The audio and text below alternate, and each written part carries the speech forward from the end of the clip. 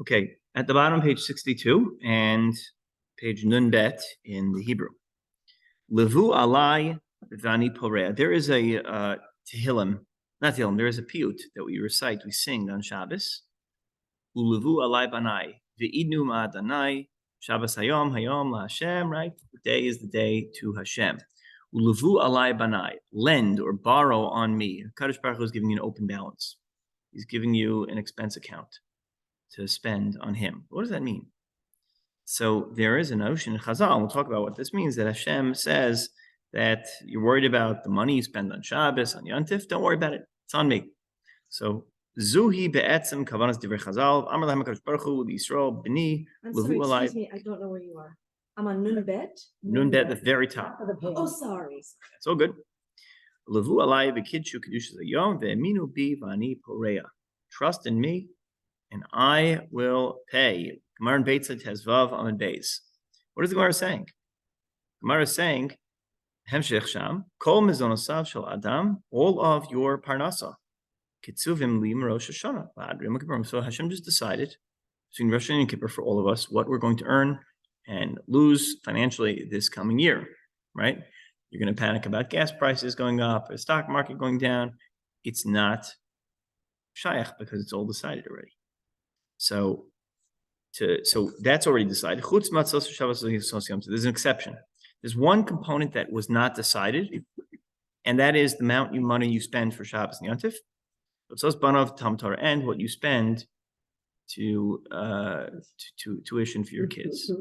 So we were, it's interesting, we're having this debate, talk about, are we getting what we pay for out of a yeshiva experience, right? It's a big question, but truth is, you put the money into it, it's not a loss. What? Well, I always have that question, but this is it's a very serious concern a lot of people have, even with legitimate concerns. But lemaisa, when you spend money on these matters, that money was not cheshbon out. That you're not taking away from your pot. You're given a certain amount of money in the beginning of the year. These are on a different cheshbon. This money doesn't come out of that cheshbon at all.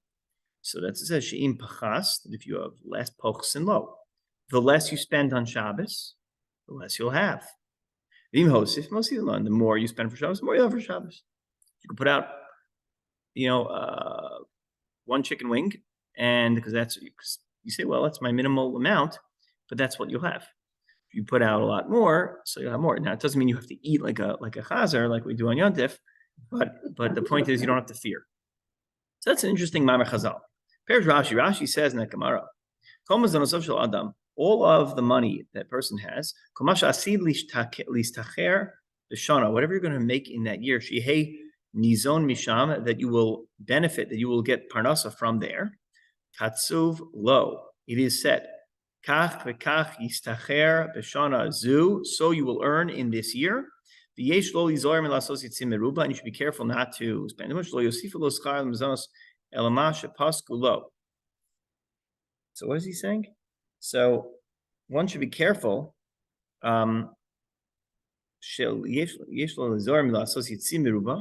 If you, I guess, put too much into it, too much work, overwork, because then you'll have a lot of money for food. Elamash paskulo, you'll have shlo yosifu lo schar l'mazonos elamash paskulo. I guess there was a certain amount that was decided that you needed. So if you start to get a little piggy and you say, I need more money, then what's going to happen is, and I don't know where that number is. That's hard to know. We don't know what our magic number is.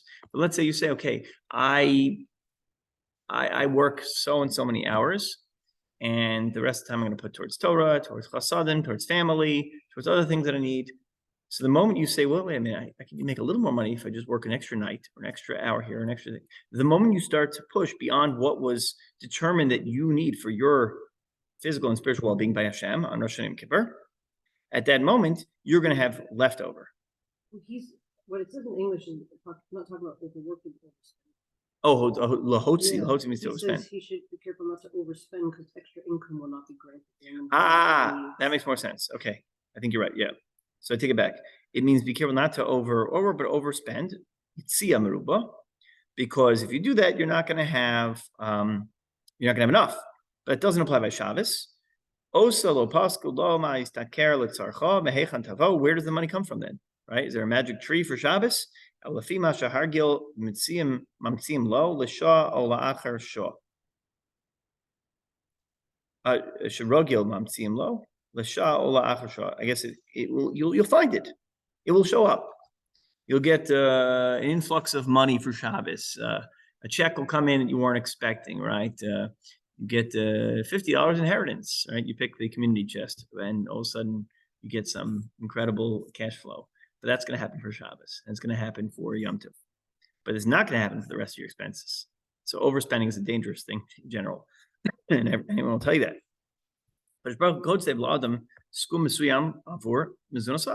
Person, Hashem sets a set amount for your mizunos. He said, okay, you know what? I don't need a new car, but I'll get a new car. I don't need this type of car, but I'll get this kind of car. And because of that, you start having debts. Then you have less food. Now, it would be great if we knew that number, but you have a responsibility to live within the budget that Hashem set for you. Except for Yom Tov, there's no limit. There's no upper bounds for Shabbos. Borrow on my account and I'll pay. The same thing is true for spending money on studying Torah for the children. So,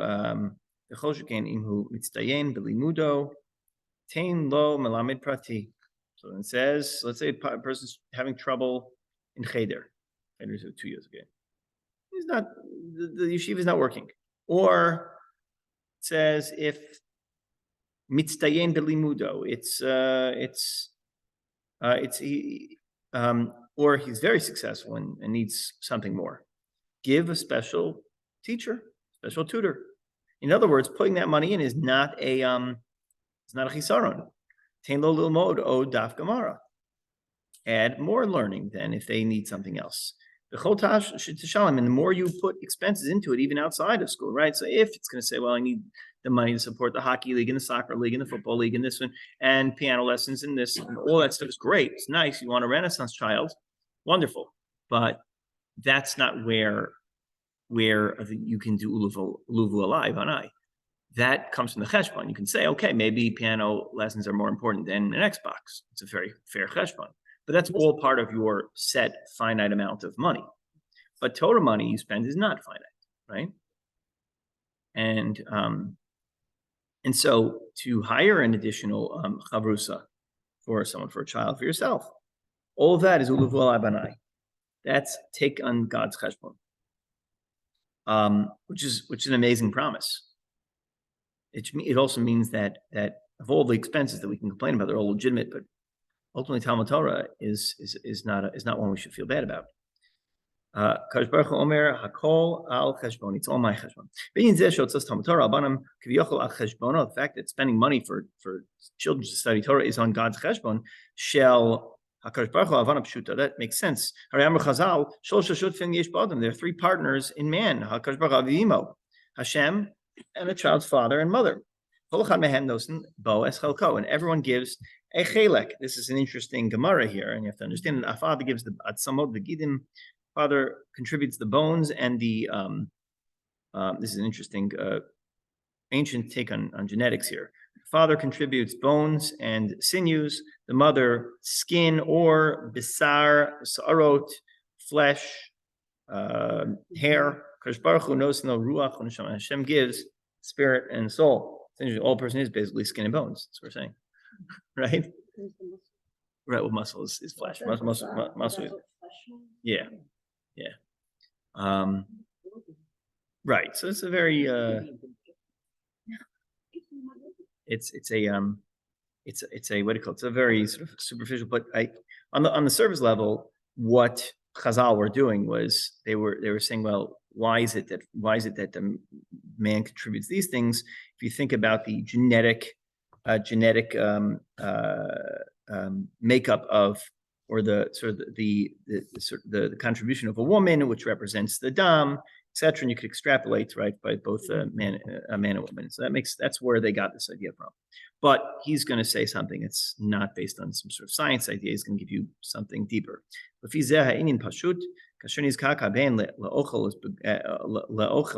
a person needs food or clothing, who buys them? Avivimo, father and mother.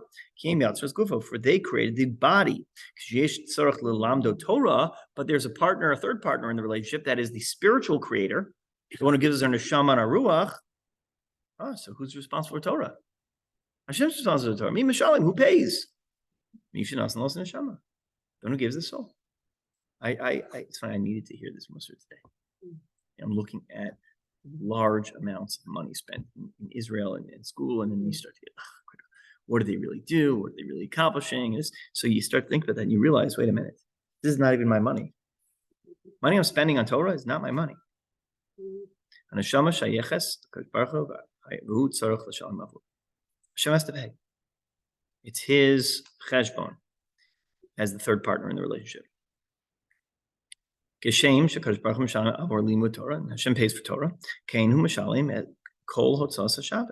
pays for everything for Shabbos. For Shabbos is his day. Shabbos hayom laHashem. That's the piyut. Ulavu alai banai ve'idnu madanai. Shabbos hayom laHashem. It's his day. V'ani lo tzarich l'shalim al sudas kodesh baruch hu. I don't have to pay for God's food. We never get to learn Zmirot. That's an important zemer. Mikan aleinu lilmod. We're coming up to Noach. One of the piyutim that we sing every Shabbos is from Noach. Yona matzav v'oma Noach. Shamna yenuchu. Right. So the Yona, the dove. So kacham shalim is kol hotzos Shabbos. Kizeu yom shokash baruch hu. Mikan aleinu lilmod kama michuyavim anu litchonen likrot sudas Shabbos. Now we have to understand how much are we obligated to prepare for Shabbos Suda.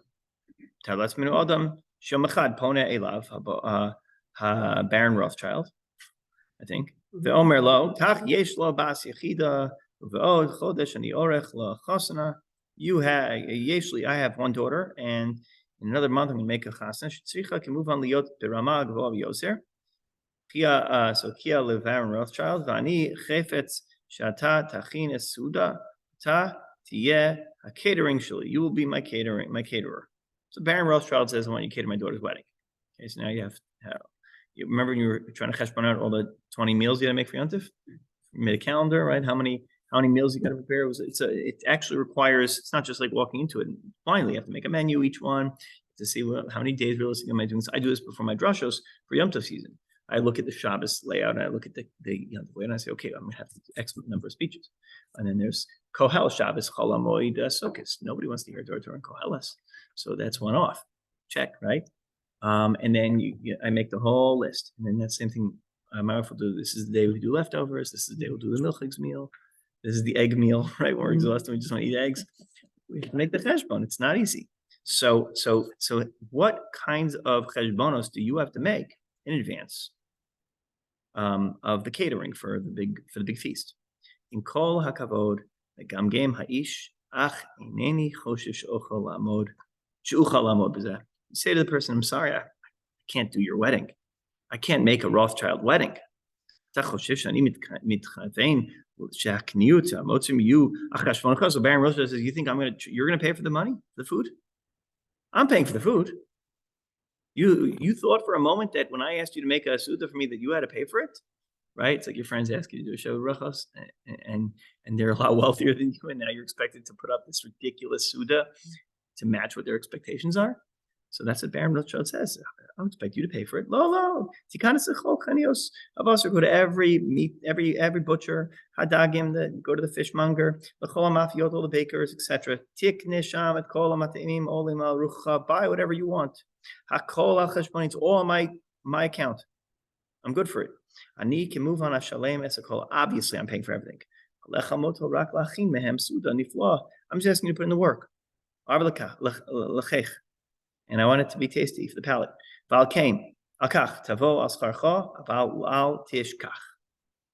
not forget. This is not on your cheshbon. Don't cut corners. Don't be cheap. because it's not on your cheshbon. Kizui Suda shali, it's my Suda. Suda shall have Baron Rothschild. Now the Nimshal is obvious. Erev Shabbos Kodesh, it turns to every Jew, and God says, Machar hu yomi, yomai, tomorrow's my day. Atah orech shali, you are my guest. Atam mevakesh michosh dieh catering shali, you're going to do my catering. Alech lizkor shekol asunos biyom, zeh hein suda shel Hashem, this is the Suda of God. Lachin sudos bitaim, and you should make a Suda that is fitting for a king. Omer hayudi eineni yochol. Can't do it anymore. The cost chicken's gone up, is doubled in price. And look at meat. And this, you want kishka and this, forget it. We're doing full vegetarian cholent this Shabbos. Why? Can't afford it anymore, right? What are you supposed to do? So Kadosh Baruch Hu ona lo hitchavanti shetashalem. I didn't mean that you should pay. Ani yachol l'shalem ba'atzmi. I could pay on my own. You just do it. What a beautiful approach to understanding this Gemara. And I think the hardest part is to believe that's true. That's the question. How do we know? Well, it's the Gemara, where the Gemara says it. So he's quoting the Gemara. The initial source was the Gemara in Beitza, I believe. Yeah, Beitza Tezvav. Right? That's the Gemara is explaining that does not deduct from the Cheshbon. Where does that come from? It's quoting a pasuk, and so anytime the rabbis taught halacha or a philosophical thought, it's the same emunah. Otherwise, we don't observe halacha. Why do we know that? Where do we know that all the things we know about Shabbos are true? It's Torah Sheba'al Peh, meaning it's part of what was given down to Moshe, Har Sinai.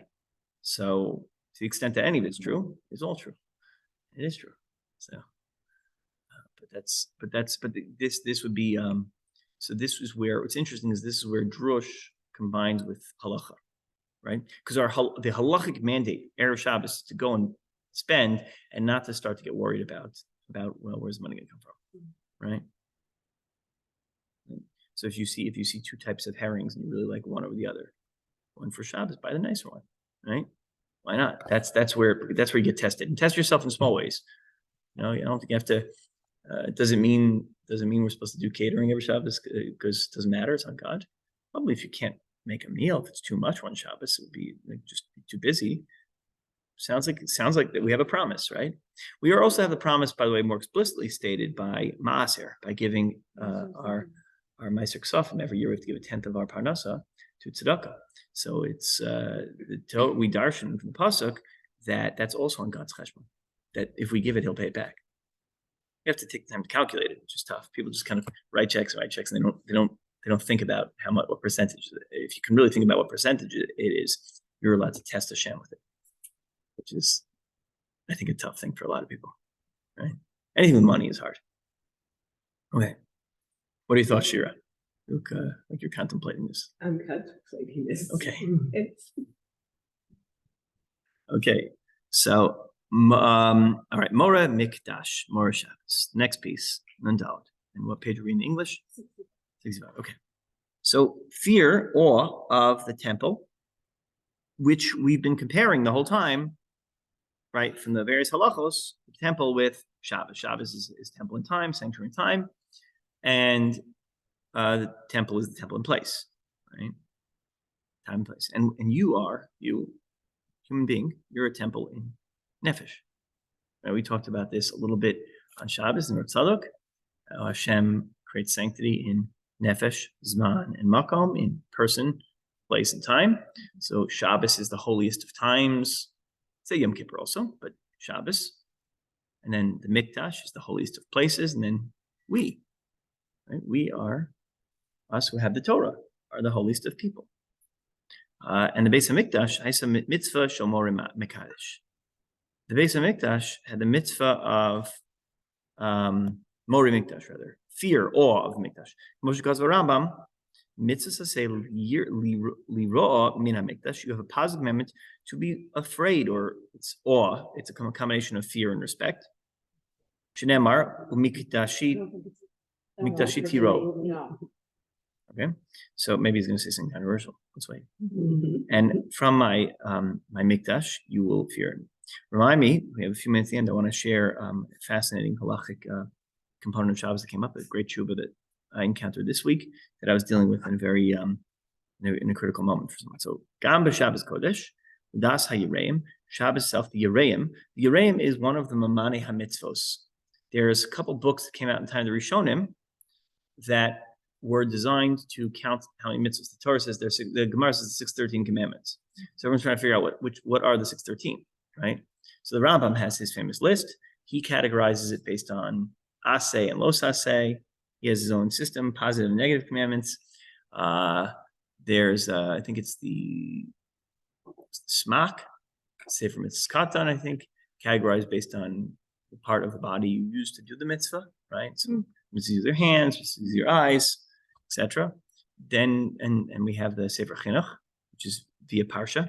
He counts it every parsha. This parsha has this many mitzvos, and you can read every parsha, all the mitzvahs associated with the parsha. You don't have many mitzvahs till you get to Sefer Shemos. You have 3, and all of the Sefer Bereshis. And then we get to this is Puruvu, Brit Milah, and the last one. Is it Gitat Nasha? Is that in this part? No, it's in Sefer Bereshis. I mean, in the book of I know, Bereshis. but I mean in Bereshit. Non-Bereshis. Oh, you mean the whole? In the book of Bereshis? Yeah. Oh. Yeah. According to the Chinuch, he organizes it that way. So everyone has their own system, right? How you organize the mitzvos, and there's disputes between Rambam and Ramban, which mitzvos fit in, which don't. So the Yereim has his own setup, and the Yereim, he writes, Yeshna mitzvah shomore Shabbos. There is a special mitzvah called fear of Shabbos. I don't think anyone else writes this. There's this chiddush. He says one of the 613 is to have awe of Shabbos. Right? Rambam doesn't write that, I don't think. He says more mikdash, but no one says there's more Shabbos. So now, knowing what we know about this thesis that Shabbos and the mikdash are parallel in many of the mitzvos, but what's the chiddush he's going to say in the Yereim? This is a beautiful idea. It says the Kazar Rambam, the Hilchos Meiser, Alokeach Peros B'nimi she'eno ne'aman al Meiser shachaf asan l'nichnas l'Shabbos o Yom Tov she'eno yochel la'aser harei zeh sholo v'im amar lo ma'usar in hain ochel al piv v'shavos ne'she'ema Shabbos al amei aretz ve'ena over ba'avera. Listen to this. It's a Mishnah in Maaser, right? In Hilchos Meiser, the Rambam comments, right, in the laws of Meiser, not Hilchos Meiser. This is in his Mishnah Torah. It's not in there. It's there's a whole bunch that you didn't say. That's Okay. The clothes. Shabbos clothes. So yeah, someone who translated wanted to go off on a tangent about wearing nice clothing, right? He's not in here. Okay. Right. Okay.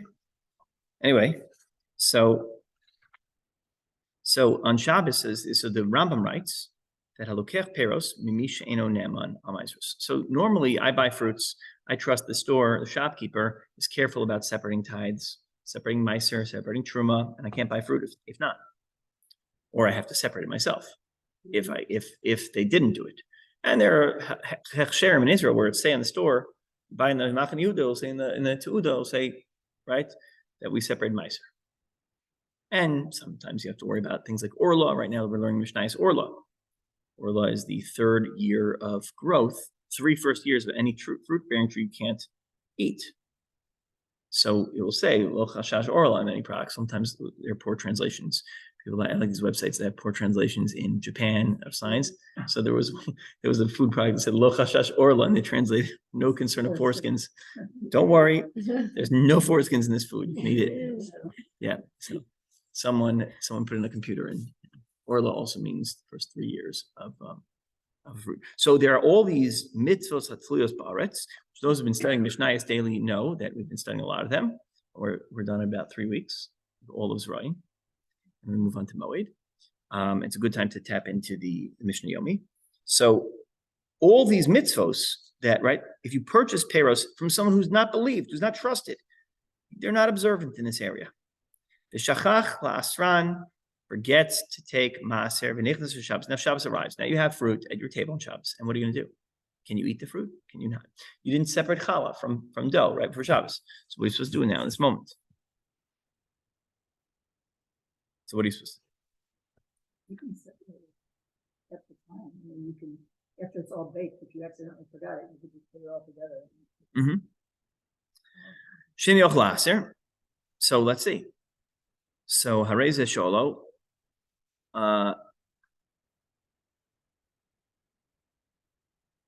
Behold, you can borrow, right? Sholo. You should ask them. Oh, what are you asking? You're asking the guy if he, did you take Meiser or not? If he says Musar hand, good, eat it, you could rely upon it. Shabbos. Why? Why can you rely upon someone who says so? Shabbos al Amei Aretz ve'eno over Bab Avera. Wow. This is a monster chiddush. If I asked him on a Tuesday and he wanted to sell me and he lied to me, I can't believe him if he's not observant. Can't trust him because he has ulterior motives. He wants to sell me the fruit. But if I ask him on the Shabbos once I bought already, then I have to believe him. Why? Listen to the Rambam saying. You have to believe him that he separated tithes because this person who may not be God-fearing when it comes to laws of tithing fears Shabbos. And the fear of Shabbos is the knowledge that you are not allowed to separate on Shabbos.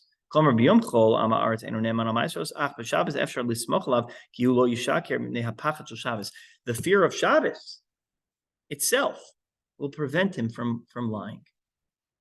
That is tremendous. Zehu more Shabbos, ke'ena more mikdash. It's on a higher level than any other kind of awe or fear that people have. But we find this with different mitzvahs. There are people who are very careful about Pesach and they're not careful about kashrut during the rest of the year. There are people who fast Yom Kippur and they don't observe, Shavuos or Tammuz, let's say. So we do find there are different levels, but one level the Rambam codifies la halacha, and it's so true fundamentally about people's character that you can rely upon Shabbos. Is the idea that there's an inherent yiras Shabbos in people. Somebody who doesn't keep Shabbos. That's right. Amazing. Even keep Shabbos. He says Am Haaretz. I don't know if it doesn't keep Shabbos. Am Haaretz means they're not educated and they're not careful about certain. They're not so careful because they don't know the laws about like tithing. Things like that. I don't know about someone who's considered a mumar violating Shabbos. I don't know if we would apply it there, but there still is an assumed level of awe by Shabbos that doesn't exist by other mitzvahs. What were you going to say? Where? But where are you going to see this person on Shabbos? The person who sells you the fruit in the store. Yeah, your neighbor. Everyone lives in a little community. You go and ask them. You ask them in Shabbos. Yeah. Even though you asked in the store, he said it was fine. Well, They were saying if you forgot. You forgot to tithe, and you normally so it works like this. If someone tithes, you don't have to do anything about it. If someone doesn't tithe, you have to tithe it. If someone's an Am Haaretz, if you get it from a religious person, you assume they tithe. If you buy it from an Am Haaretz, you can assume you have to separate without a bracha. It's called demai. That's the status. So we're talking about whether or not you can rely upon what he said. Now you want to know you can't separate on Shabbos. It's usher to separate your meiser on Shabbos. So what are you supposed to do? So the answer is today you could trust him. If he says he separated, you could trust him. If he says you didn't, you can't eat. I assume if he says he didn't do it, you can't eat it. Right. So there's a bracha when you take this. Yeah. But not when you're giving money as your meiser. No. Not meiser ksaf, no. Yeah. Okay, a little further. Now there's the other component that connects the mikdash is ketoret. One of the holiest parts and also misunderstood parts of the mikdash was the incense. Incense is precarious because if you are nadav avihu, right, they offer incense, they die, and they meant very well. They intended to do a good thing, and they got burnt up. Korach, who doesn't intend to do well also, the incense, that's also a dangerous thing. So you see, you have to be very careful with ketoras. Basically, mikdash mizbeach ketoras, haisa mitzvah lahaktir alav ketoras pamayim b'chol yom. That every day, twice a day, you would have to offer incense. Lacho echad eser samanim, you would take 11 spices. We read this in what's called pitum haketoras every Shabbos. In Israel, they do it every day. Haikarim b'yoser ba'olam. Shachko, the most precious spices in the world. You went to the spice shop and you really went all out. You grind them, dak, mina dak, really take your pestle and your mortar, really crush it nicely. And you put it into these embers, right, the burning coals. By day and a special smell arises because that's the way incense works. You burn a spice and it smells good. It was so powerful. Nashim Yericho, Yericho which is if you went straight, it would be a half-hour drive from Jerusalem. Would not have to, and there is no road that goes straight to Jericho. But No, it's women, no, women as far away as. would be able to. They didn't need to buy perfume. Kala Yerushalayim, and a bride in Jerusalem. She didn't need any special adornments for her wedding because it was so strong. So she would just like walk into the air, and that was it. That was how you celebrate your wedding. Wonderful. Unlike in Persia, we had to bathe for 6 months in myrrh and then 6 months in this in order to be fit for the king. These mantra's make Tashai Regalim, Histovu, Bishalaim, when the temple was around on the three regalim, that would be Pesach, Shavuos, and Sukkot. There were Bishalaim Ma'ot Milyoni Anashim. There were hundreds of millions of people. Vayusham Kol Sugei Chenvios, were all sorts of stores. Chutz Mechanut Achat, except for one, Chanut Lebesamim. You didn't need a spice store. It wasn't necessary. You had a falafel store, right? Havir hayako mole bereach anifla shukators. It smelled like a terrace. Shar hayala hariach. You couldn't even smell anything else. There was no other smell, which is great because there were millions of people, sweaty people walking around in Yerushalayim. It's nice to know that their wool sits as far as stinking up the place. Uvir hachinuch, and the chinuch would explain. All of this raised the bar in the value we had for the Beis Hamikdash. Yehudi Rosh Beis Hamikdash, Hulo Raka Binyan Hanifla Bioser, it wasn't just a beautiful building, physical structure. Shema Olam, Elagam Hareach Besvivos Beis Hamikdash Tamid Hayim Yuchad Mino. There was a beautiful smell around the Mikdash. You know, there's certain, I don't know if it's everyone has like, it's a grandparent or a good friend, but you love the way their house smells, and you just go in their house like, oh, I love that smell. You know, that's the Mikdash. The Mikdash it was an incredible, it filled the air with an incredible scent for everyone to enjoy. Okay, with this we'll stop. But I want to share a interesting Shabbos halacha. So this past Friday night, so someone came to me, and they had this like I've heard they're called they're fancy crock pots that have like a little number on the top, and you kind of pick up the seal and you open up. What are they called? Instapots. Thank you. All right, they have an Instapot. They have all their Shabbos food in the Instapot. Yeah, they forgot to shut it off, but they usually put it on a timer, and the timer, I just sent you the code. The timer was set to go off at 9 p.m. So that means they're going to wait 2 hours. Shabbos, they get home already by 7 or beforehand, 6 something, and they said they'd rather not wait for 9 p.m. to eat their Shabbos food. Can they move the timer up a little bit? So it shuts off the pot earlier so they can open it up. Because they open it up, it's going to shut off. It's an interesting question. So timers in general, obviously it's an electronic timer, you can't use it. But those pin timers, we make use of those all the time on Shabbos. And there's a whole question is being muksa. It's not muksa because once you're using it for a purpose that's other than itself, right? It's no longer or it's tzarech makom tzarech gufo. You need it for itself. It's no longer muksa. So the timer itself is not a problem in terms of muksa. The major issue is, are you extinguishing a fire, right? So a few things. Circuits, some assume is an issue of boneh, building a circuit, and some assume, most assume it's actually havaras eish, like making a fire. If I connect a circuit, am I building something on Shabbos or am I lighting fire? That's the dispute. In some states, really neither, but we have to kind of have some isser because we know it's wrong, we just don't know what it is. We're going to assume it's fire. So you can't extinguish a fire on Shabbos, you can't turn on a fire on Shabbos. So everyone agrees that if the thing is off, you can't set the timer to then turn on Shabbos. That's clear. And most poskim, Moshe and others, seem to assume that if your timer was set to be on until, 10 a.m., you could actually change it to be on until 11 a.m. On. You're delaying the on. You're not.